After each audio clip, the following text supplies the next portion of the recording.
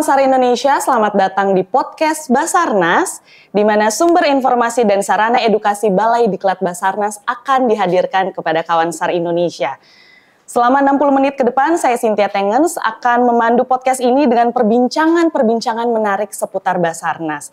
Tapi sebelumnya, saya ingin mengajak kawan SAR Indonesia untuk follow dulu Instagramnya Balai Diklat Basarnas dan subscribe YouTube Balai Diklat Basarnas Official. Dan di sana kawan SAR Indonesia juga bisa menyaksikan episode-episode lainnya. Dan jangan lupa untuk subscribe, like, dan share video sebanyak-banyaknya. Nah, untuk perbincangan di episode kali ini, kita akan mengangkat tema menjadi rescuer adalah takdir yang membanggakan. Nah, di sebelah kanan saya sudah ada narasumber yang begitu luar biasa. Ya. Selamat siang Bapak, apa kabar Bapak? Siang, baik. Ya. Akan saya perkenalkan, di sebelah kanan saya ini adalah Kabasarnas, yaitu Bapak Marsikal Madya TNI Henry Alfiandi yang sudah menjabat sejak Februari 2021. Betul Bapak? Betul. Oke, mengawali karir sebagai TNI Angkatan Udara setelah lulus dari AAU di tahun 1988. Ya. Itu yang saya baca di Google, Pak. Ya. Kemudian menjadi Jenderal Bintang 3 dengan jabatan Asisten Operasi KSAU. Apa sih yang membuat Bapak kemudian mau masuk Basarnas nih, Pak? Oke. Ya, kalau pertanyaannya adalah kenapa mau menerima jabatan atau amanah menjadi kepala Basarnas. Sebetulnya bagi saya karena mungkin pengalaman dinas di kemiliteran bahwa sewaktu kita melangkah menjadi seorang militer abdi negara itu, salah satu doktrin yang melekat adalah siap ditempatkan di mana saja. Wah, mantap. Ya itu. Jadi kalau begitu sudah, ya kita ikutin dan pada akhir karir saya menjadi seorang kepala Badan SAR Nasional, ya mengalir saja. Jadi kita tugas apa ini kan gitu kan. Semua ini adalah inti dari ketika kita masuk dulu. Kita ingin mengabdikan diri kita kepada kepentingan negara, ya, nusa dan bangsa lah, idealnya seperti itu. Jadi sampai pangkat tertinggi yang saya capai ini, saya merasa ya harus siap gitu. Jadi bisa menerima sebagai aliran seperti mengalir saja, mau jadi apa kita ikuti gitu ya. Artinya ikuti kehendaknya, ya kan. Kalau kita selalu ingin berkeinginan mengikuti keinginan kita itu kadang-kadang tidak sesuai dengan apa yang terjadi, sehingga akan timbul di dalam kita itu ketidakrasaan puas. Jadi kalau ditanya tadi apa yang membuat Bapak bisa nerima, ya ini adalah takdir saya.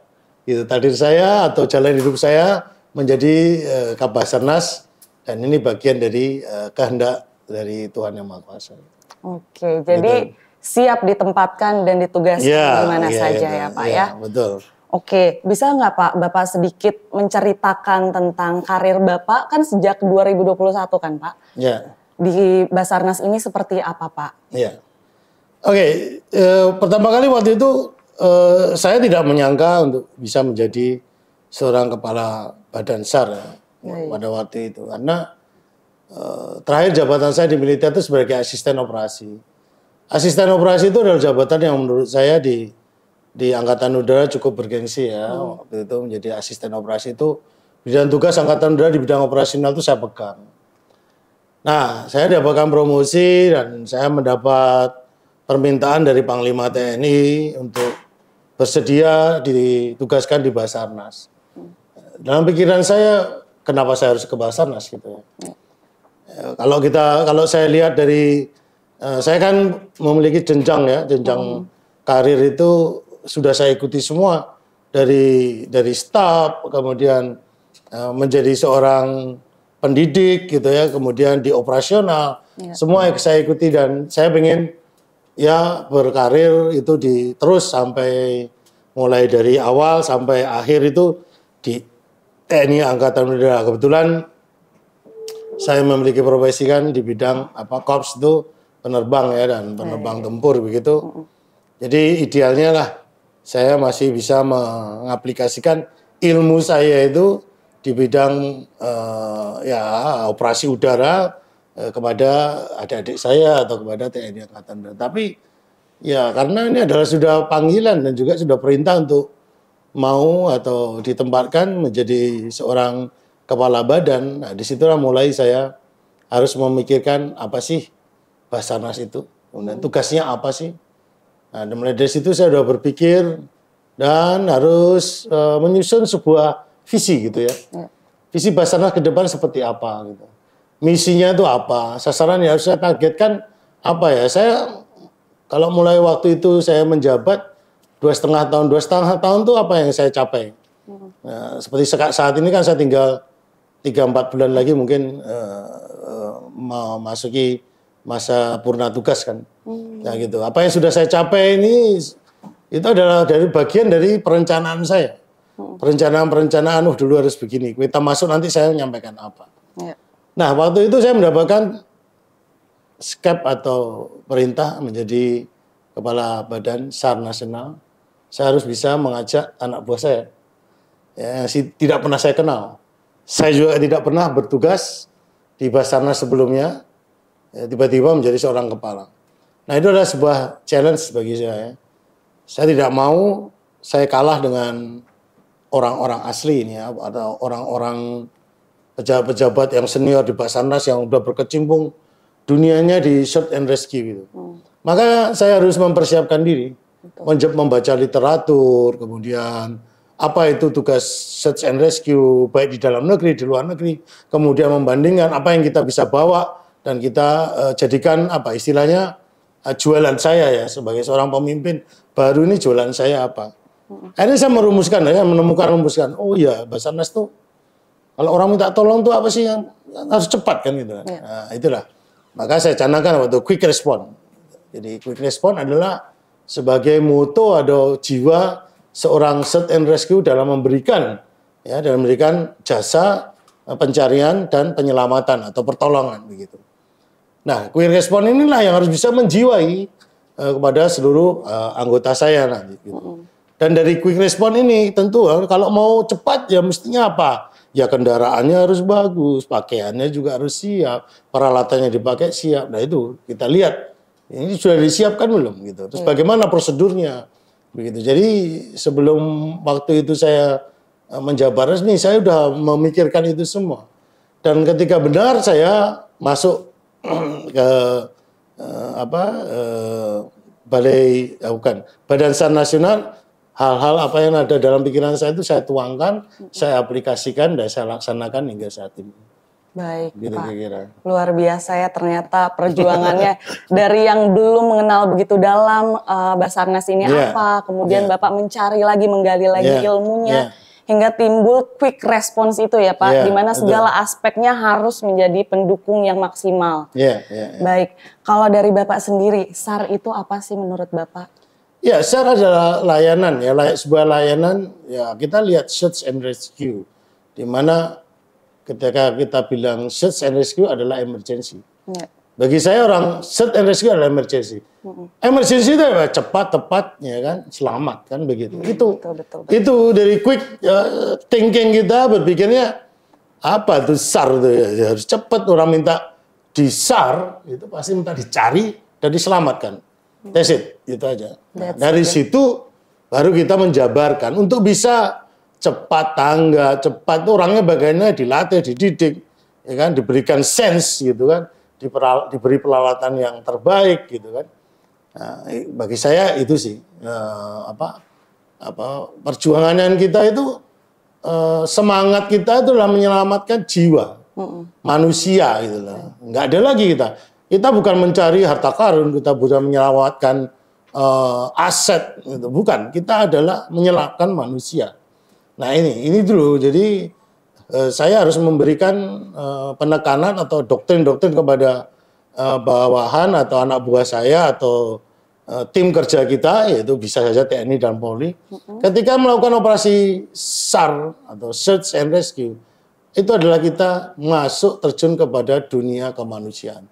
Kalau kita sudah masuk ke dalam dunia kemanusiaan, manusia itu tidak melihat dia politiknya apa, ya kan, agamanya apa, sukunya apa, golongan mana dia, ya kan, dia warga negara mana, enggak, semua manusia, gitu. Jadi kita tuh lintas negara, lintas waktu, lintas golongan, semuanya yang berbau kemanusiaan, ya di situ. Jadi ya tadi seperti contoh judul pada podcast kali ini, ya kan, kita bangga. Tugas di kemanusiaan, iya tugas kita itu mulia. Iya, karena apa? Kita berhubungan langsung dengan penyelamatan, ya, penyelamatan, pencarian kemanusiaan. Nah itu sebenarnya itu intinya. Luar biasa sekali jawabannya Pak. Begitu mendalam ya. Berbicara soal kemanusiaan, itulah yang harus mendarah daging di tubuh teman-teman tim SAR ini ya Pak ya. Betul. Dari Bapak sendiri sebagai pemimpin, apa sih visi misi yang Bapak tanamkan kepada anggotanya, Pak? Ya, saya masuk dulu saya tulis visi saya, ya quick response. Quick response itu ya, Pak? Quick response gitu. Visi saya apa? Memberikan layanan tercepat terbaik kepada siapapun itu. Nah, udah nggak ada lagi saya. Jadi ketika itu saya melihat adalah quick response, cepat tanggap gitu sudah. Dan alhamdulillah selama saya menjabat hingga sekarang itu menjadi motivasi buat anggota, buat rescuer saya. Begitu ada orang minta tolong, call itu, di otaknya adalah quick response. Ya. Gitu loh. Itu dulu ya. Kemudian tugas, kemudian misi apa ya? Tugas pokok Pak Basarnas apa? Sebagai ya alat pemerintah dalam penyelenggaraan tugas-tugas kemanusiaan di bidang pencarian dan penyelamatan atau pertolongan ya, itu misi. Sasaran kita ya, gampang udah. Sasaran apa? Kalau kita menjalankan sebuah operasi, sasaran ya, ketemu yang dicari, selamat yang kita selamatkan, ya kan? Kemudian tidak ada yang celaka, ya kan? Kemudian tercapainya apa tugas-tugas yang diberikan kepada kita. Baik, tadi Bapak sempat bercerita tentang bagaimana Bapak mempersiapkan segalanya sehingga ketika menjadi Kabasarnas, Bapak menuangkan ide-ide dan persiapan-persiapan yang matang tersebut. Bisa ceritakan sedikit nggak Pak, program-program apa saja yang telah atau akan dijalankan dalam masa kepemimpinan Bapak ini? Ya, pada saat saya mendeklar ya, menyampaikan kepada anak buah, kepada tim saya lah, tim kerja, staf saya, quick response itu, dari situ saya harus mempersiapkan manusia-manusia rescuer Basarnas itu siap, terdidik, terlatih. Maka pendidikan, ya, seperti sekarang saya ke Badiklat ini, bagaimana kondisinya, ya, kemudian peralatannya sudah mencukupi atau belum, terus kebutuhan-kebutuhan mereka mendasar sudah belum. SOP sudah belum dilaksanakan. Itu yang mendasar itu saya kerjakan. Dan alhamdulillah apa capaian visi dan misi saya itu saya tuangkan dalam sasaran-sasaran hampir semuanya terselenggara ya, tercapai. Kalau boleh saya bilang sudah tercapai. Dan juga menambah sebuah inovasi ya, dan kreativitas. Saya mengajarkan kepada anak buah saya bagaimana sih menyelesaikan atau mempermudah sebuah operasi. Sebagai contoh begini, kita ini kalau ada orang tenggelam, anak buah saya itu nunggu sampai 3 hari, ya kan, 3 hari untuk jasad itu mengapung. Ya, jadi ketika ada orang tenggelam di sungai, di laut, dia mencari arusnya kemana, kira-kira cegatnya di sini, mencarinya seperti itu. Nah ini kan wasting time kan. Terus kemudian saya bilang, oke, kita buat inovasi mencari menggunakan peralatan fish finder, alat pencari ikan. Kalau ikan yang kecil saja di bawah bisa kita cari, pasti manusia yang tenggelam di bawah itu juga pasti ada. Ya, hanya bentuknya berbeda. Hanya kita memberi peralatan yang cukup bagus dan kita praktekkan untuk mencari anomali di bawah air ketika orang tenggelam itu. Tidak perlu kita menunggu dia sampai mengapung ke atas gitu kan. Nah, bersamaan dengan inovasi itu muncullah peralatan baru, dan peralatan ini produk dari luar negeri. Kita negara pertama kali pengguna dan hasilnya sangat luar biasa. Itu ketika kita membeli peralatan tidak mahal, ya kan? Kita pakai begitu. Kita lihatlah sungai di Jakarta, sungai di Indonesia ini beda dengan sungai yang ada di mana di Swiss sana, tempat putranya Gubernur Jawa Barat hilang itu. Sana mencari pakai kaca gitu, kelihatan dia bening. Di Indonesia tidak ada seperti itu, Pak. Betul. Semuanya hampir zero visibility. Dengan menggunakan alat yang kita beli ini, ketemu, begitu turun, terakhir di mana tempatnya hilang, harus dihitung, ditembak, diselamin, ketemu. Nah ini inovasi-inovasi yang kita gunakan. Terus kemudian kita berangkat maju lagi ke pencarian, itu dengan penggunaan wahana drone ya. Drone yang kita pakai penggunaan thermal imaging, ya kemudian infrared juga pakai kamera video gitu, sehingga kita mencari orang yang hilang di hutan itu cukup drone-nya diterbangkan menggunakan lampu, kemudian ada voice suara untuk mengikuti drone bila tersesat ke arah mana gitu, atau tunjukkan gerakan-gerakan ketika drone itu diam gitu kan, sehingga dia bisa diketahui posisinya. Nah, peralatan-peralatan ini yang berupaya kita penuhi kepada rescuer ini untuk menunjang visi tadi, cepat tanggap itu tadi. Kapal diperbaiki, ya kan, yang tidak bisa selama ini delay manajemen perawatannya yang tidak terschedule, sekarang sudah bisa terschedule. Bagaimana kita mengurangi kos perawatan, baik kapal, baik helikopter, gitu, sehingga kesiapsiagaan peralatan kita itu benar-benar dalam kondisi prima, gitu. Betul. Dan itu ya sekarang bukti pencapaian kita apa? Ya Menteri RB PAN memberikan penghargaan pada kita bahwa kita dalam memberikan pelayanan publik bidang pencarian dan pertolongan dapat kategori prima. Wah itu kan sebuah, ya saya juga bukan, sekali lagi bukan wah ini karena saya, bukan, bagaimana kita mengajak seluruh anggota Basarnas ini untuk menuju ke pelayanan yang diharapkan oleh masyarakat. Betul, gitu. Pak. Tanpa kita sadari ternyata penilaian. Waktu ada mendapatkan penghargaan itu pun saya tanya kepada staf saya, ini siapa yang melakukan pendekatan kepada Menteri RB untuk kita mendapatkan penilaian seperti ini gitu.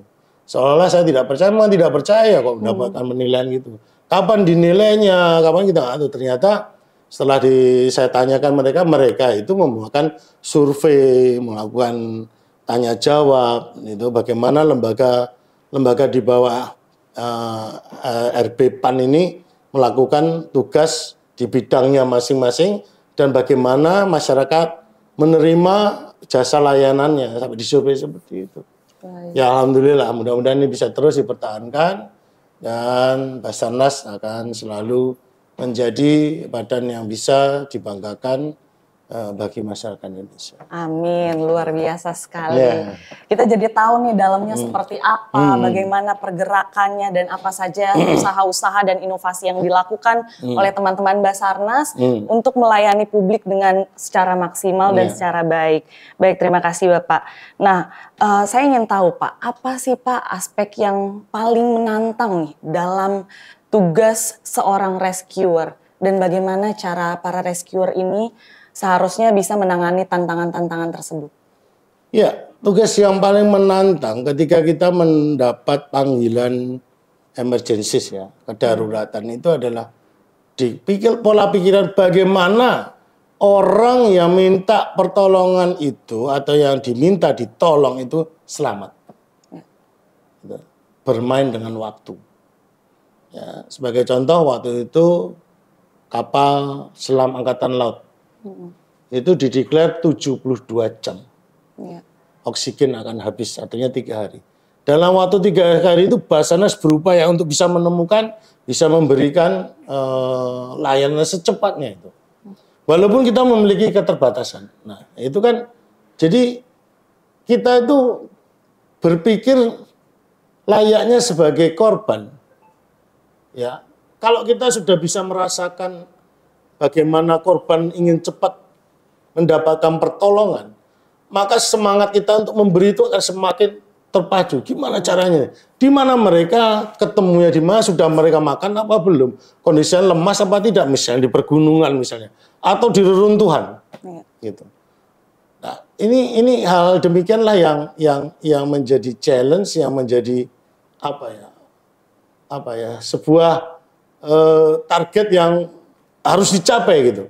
Dan ketika kita menemukan dan bisa menyelamatkan, itu rasanya priceless ya. Priceless gitu.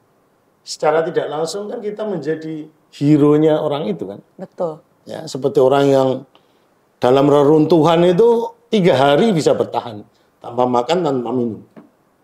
Orang itu sudah rumusannya seperti itu. Dalam waktu 3 hari kita harus bisa menemukan dia di reruntuhan sendirian, terjepit, tidak ada siapa-siapa, dan kita harus bisa menyelamatkan. Bagaimana caranya? Nah itulah.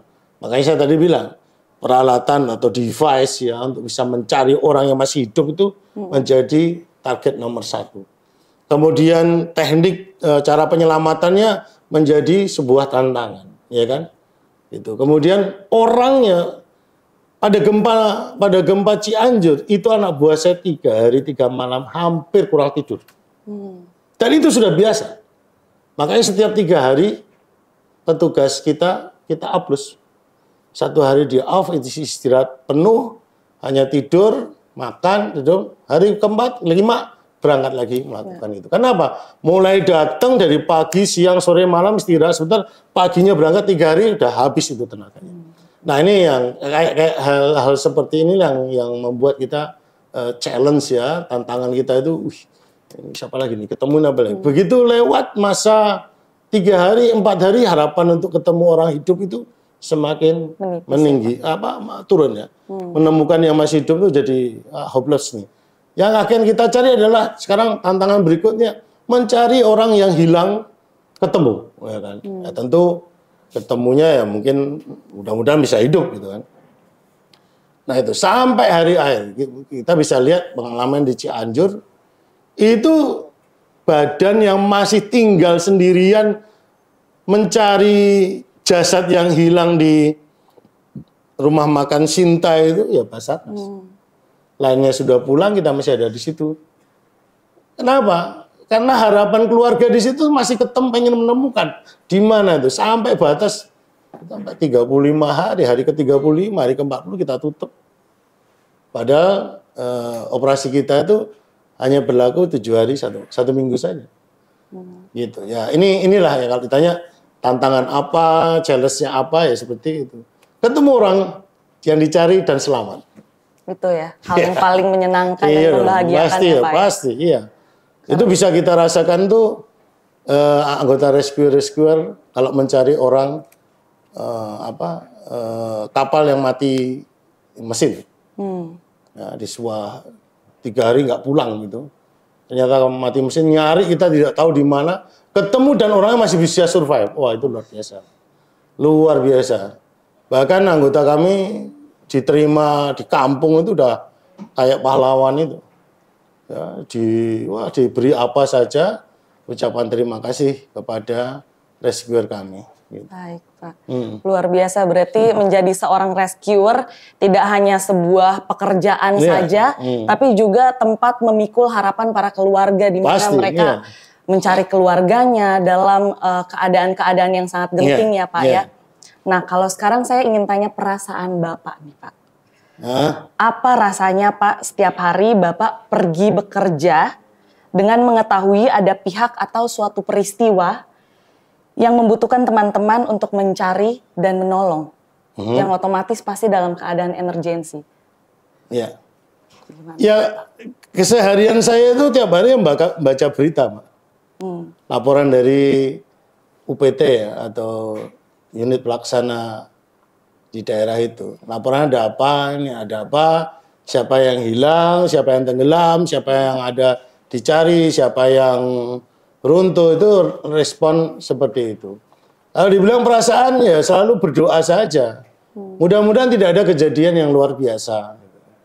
Kejadian yang luar biasa yang saya hadapi selama menjabat, gunung meletus, ya kan, kemudian gempa bumi, gitu, kapal tabrakan, kapal tenggelam, itu tiap hari reportnya selalu. Kemudian saya amati mereka kerjanya sudah betul apa tidak, gitu. Dan saya memberikan apresiasi kepada mereka, terutama kalau mereka menemukan korban selamat, gitu. Ya. Seperti kemarin terakhir kapal terbakar di penyeberangan Bagaheni ya. 471 orang selamat, kita berjibaku seperti itu luar biasa. Itu sebuah kebanggaan yang wah, alhamdulillah itu. Nah, alhamdulillah kita itu bukan merasa, "Wih, aku bisa menyelamatkan orang." Bukan sebuah kebanggaan, itulah tugas kita. Apa istilahnya? Itu kita ada itu karena untuk itu gitu loh. Jadi tidak bisa kita berjumawa atau membanggakan diri kalau kita bisa menolong orang. Kita itu memang harus bisa menolong, justru kita akan bersedih kalau yang kita tolong tidak bisa ditolong dan tidak bisa ditemukan, itu kita sedih sekali. Kalau kita bisa tolong dan kita temukan dan dalam kondisi meninggal, itu ya memang ya itu. Tapi kalau kita bisa tolong dan kita selamatkan, wah itu luar biasa. Ada suatu kisah nih Mbak, ya di Kepulauan Natuna. Dia overboard dari kapal.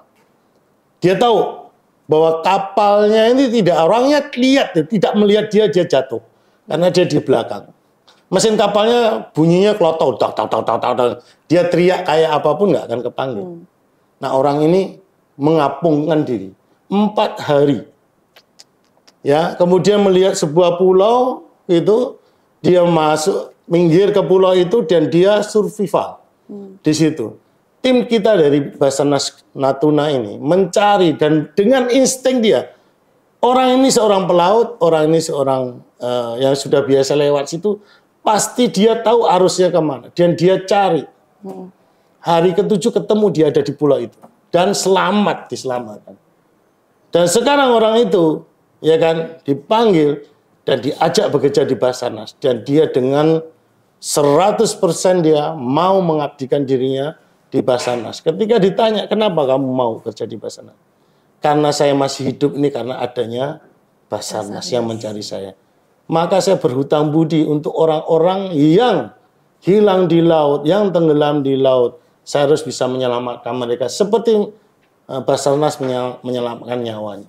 Itu yang luar biasa. Kisah itu yang sangat luar biasa yang menginspirasi saya bahwa ya bagaimana ya kita menyelamatkan nyawa orang, nyawa manusia yang dia tidak tahu apa-apa, dia makan, minum hanya mengandalkan air hujan dan dia tidak minum air laut, dia makan lumut dia ada di sekitarnya, kerang-kerang yang dia makan sampai nunggu.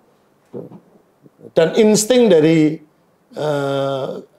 rescuer kita di Kepulauan Natuna itu sungguh tepat gitu, masih dicari dan alhamdulillah ketemu. Gitu. Nah itu yang menurut saya kisah yang menurut saya yang menjadi inspirasi dan harapan kita itu kalau memberi ada permintaan pertolongan tuh harapannya selamat ketemu begitu saja doanya dan seperti itu. Luar biasa sekali ya, ternyata berarti anggota Basarnas itu bisa dari kalangan apa saja ya Pak ya? Ya bisa. Bahkan seperti yang tadi Bapak ceritakan dari nelayan yang dia merupakan seseorang yang direscue, kemudian sekarang mengabdikan hidupnya untuk menjadi rescuer. Rescuer, ya. Luar biasa sekali. Luar biasa. Saya pun menanyai dia itu, Pak, hidup saya hanya untuk menolong orang dan menolong orang itu adanya di Basarnas. Begitu. Mantap. Menolong orang itu adanya di Basarnas. Nah, itu semangat ya, apa ya, terinspirasi, benar juga ya. Dia terselamatkan. Begitu diselamatkan dia kan merasa, gua kalau nggak ada Basarnas nggak akan seperti ini gitu. Mantap Pak. Nah, apakah dengan menjadi rescuer sampai saat ini dari Bapak yang sebelumnya di Angkatan Udara, penerbang, kemudian sejak 2021 sampai saat ini Bapak mengalami banyak sekali proses-proses rescuing, bertemu dengan banyak sekali rescuer. Apakah itu juga membentuk pribadi Bapak sampai saat ini, Pak? Ya pastilah kalau membentuk pribadi ya. melengkapi kepribadian saya, ya gitu, menambah kedewasaan saya dalam mengambil sikap, iya tentu. Bagaimana saya bekerja yang tadinya bersama-sama orang-orang yang terlatih, terdidik secara militer, disiplin yang tinggi, saya bisa berkolaborasi dengan orang-orang dari pegawai negeri ya, ASN, bagaimana bisa mengajak bersama-sama untuk mencapai tujuan organisasi Basarnas ini. Ya. Nah itu bagi saya ya apa ya, sebuah pendewasaan lah. Sebuah pendewasaan dan menjadikan apa ya, lembaran-lembaran sejarah hidup saya itu semakin lengkap. Tidak hanya monoton ya di militer, saya memiliki sebuah kisah atau cerita di kemanusiaan, bekerja sama di sebuah kelembagaan, memimpin lembaga pemerintah non-departemen gitu, dan bisa memberikan arti hidup saya di dalam berkarir sebagai militer, juga sebagai abdi negara untuk kepentingan negara. Itu saja sih yang saya rasakan, dan ya enjoy saja. Menikmati ya Pak ya? Menikmati, betul. Baik Pak, ini kan disaksikan nih oleh kawan SAR Indonesia podcast kita hari ini. Mungkin dari cerita-cerita Bapak memberikan inspirasi bagi mereka untuk, wah saya tertarik nih pengen jadi Basarnas juga. Kira-kira kualifikasi atau sertifikasi apa saja sih Pak yang harus dijalani untuk bisa menjadi anggota Basarnas ataupun rescuer? Ya. Oke, saya bukan memberikan pesan ya. Bagi rekan-rekan lah menonton podcast ini atau yang menyaksikan atau yang tertarik. Orang tertarik di Basarnas atau Search and Rescue pasti sudah ada panggilan atau pikiran. Kalau tidak ada niat, tidak ada pikiran, apa ini Basarnas? Alah tukang tolong, pasti dia akan ditonton, ya kan? Kalau dia tertonton pasti, ada keinginan apa itu Basarnas? Bagaimana? Kalau jiwa kemanusiaannya tinggi, pasti dia ingin menjadi seorang rescuer atau orang yang berguna gitu ya bagi orang lain. Jadi bagi Anda-Anda yang sudah memiliki mentalitas atau keinginan atau niatan mengabdikan diri di bidang kemanusiaan, khususnya pencarian dan penyelamatan dalam kondisi emergensi, ya silakan bergabung, baik langsung menjadi seorang pegawai negeri di Basarnas atau melalui kelompok-kelompok relawan-relawan yang nantinya dibina, yang di dalam istilah Basarnas adalah potensi, ya, dan joinlah dan selalu berdoa saja. Siapkan diri Anda mental, fisik, secara fisik dan psikis untuk ketika Anda memberikan layanan bantuan. Ya, doa kita tentu sama. Basarnas, saya pun berdoa, mudah-mudahan hari ini dan hari esok tidak ada kita melakukan tugas. Ya, kita tidak melakukan kerja. Ya, tapi kita selalu siap bila di situ kerja. Begitu. Karena kalau kita sudah kerja, berarti ada orang lain yang membutuhkan jasa kita dalam memberikan layanan pencarian, pertolongan, dan penyelamatan. Jadi saya minta untuk para pemirsa, mari kita bersama-sama memberikan layanan terbaik di bidang kemanusiaan, khususnya di tugas pencarian dan pertolongan, untuk menyelamatkan jiwa manusia dan juga memberikan layanan pencarian dan pertolongan demi rasa kemanusiaan kita kepada sesama. Dan itu adalah ibadah. Jadi niat kita adalah ibadah mengabdikan diri bagi kepentingan kemanusiaan. Baik, luar biasa sekali Pak. Ini adalah pesan yang harus didengarkan oleh kawan SAR Indonesia jika tertarik ingin bergabung dengan Basarnas ya Pak. Betul. Tadi Bapak sempat menyebutkan potensi SAR. Bisa jelaskan sedikit nggak Pak potensi SAR ini seperti apa? Mungkin bagi teman-teman yang masih awam. Potensi SAR ini adalah kelompok-kelompok masyarakat yang rela ya, relawan ya. Baik pramuka, organisasi kepemudaan, organisasi kemahasiswaan, organisasi masyarakat, organisasi politik, ya kan, yang ya memiliki niatan memberikan bantuan support kepada Badan SAR nasional yang memiliki kemampuan, itu potensi bagi kita. Dan mereka ketika mereka melakukan potensi itu, melakukan operasi pencarian dan pertolongan, itu kita namakan relawan. Dan perlu diingat para relawan-relawan yang ikut tergabung dalam sebuah operasi pencarian, pertolongan dan penyelamatan di Indonesia, Anda dijamin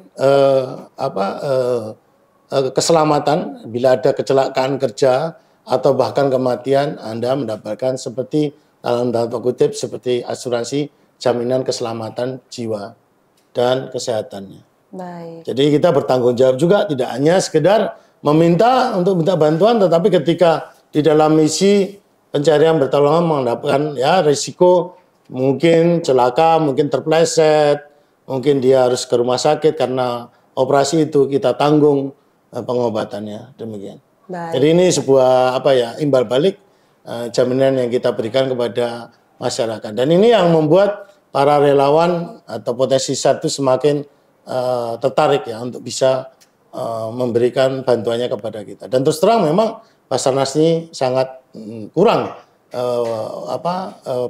profesi penyelamatan kita. Idealnya tahun Basarnas itu kurang lebih 9.800 personel dan kita baru diawaki 50% saja. Wah, saya berarti bisa daftar dong, Pak. Ya, bisa ya. Nah, permasalahannya adalah itu bergantung kepada menteri yang mengatur jumlah pegawai negeri itu aja. Kalau kita diberikan keleluasaan, kita pengen segera memenuhi hingga 10.000 anggota Basarnas di seluruh Indonesia. Baik. Sehingga kesiapan kita semakin baik. Layanan kita akan semakin baik lagi. Begitu. Baik, Bapak. Saya sudah tertarik untuk mendaftar. Apakah kawan SAR di rumah juga tertarik untuk mendaftar? Ya. Banyak jalan ternyata untuk menuju Basarnas ya, Pak ya. Baik.